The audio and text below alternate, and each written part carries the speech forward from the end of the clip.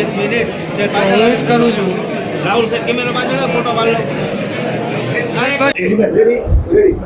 આજરોજ જામનગર શહેરના ભારતીય જનતા પાર્ટીના અધ્યક્ષ તરીકેની જવાબદારી મને પાર્ટીના શીર્ષસ્થ નેતૃત્વએ સોંપી છે।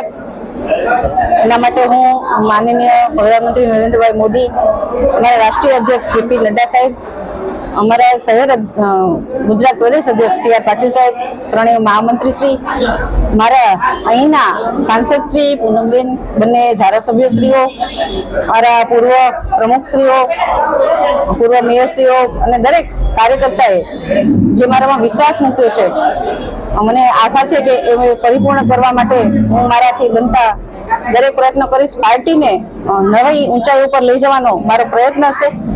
આ દરેક પ્રયત્નમાં મારી સાથેના દરેક ભારતીય જનતા પાર્ટીના કાર્યકર્તાઓ મારી સાથે હશે અને આ જે એક મહિલા દિનની જે ભેટ પાર્ટીએ જામનગર શહેરને આપી છે એના માટે હું દરેક શીર્ષસ્થ નેતૃત્વનો ખૂબ ખૂબ આભાર માનું છું।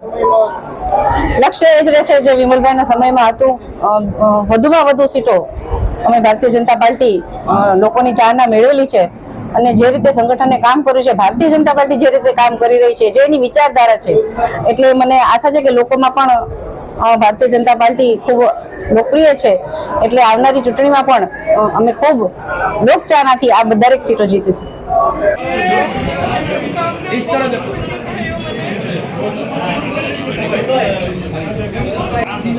નાખી દો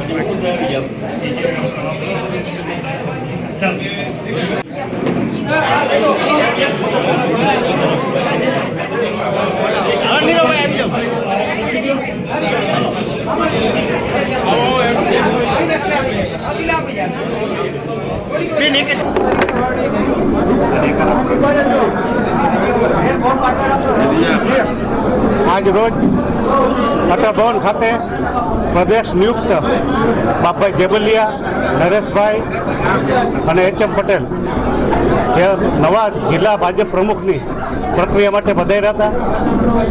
પૂર્વ પ્રમુખ રમેશભાઈ મુંગરા સાહેબ, ચંદ્રેશભાઈ, જિલ્લા પંચાયતના પ્રમુખ અને સંકલનની આખી ટીમ અને સૌ અપેક્ષિત કાર્યકરોની ઉપસ્થિતિમાં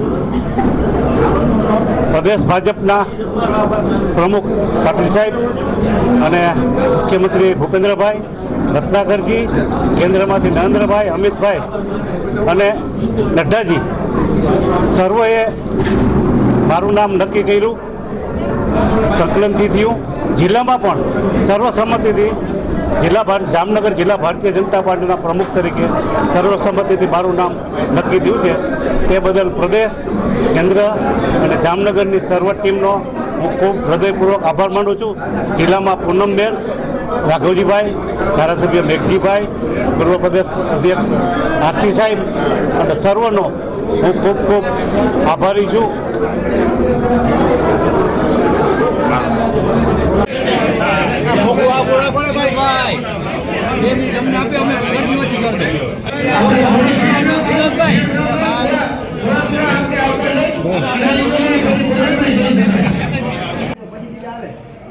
ધરમસિંહભાઈ આવી જાવ બધા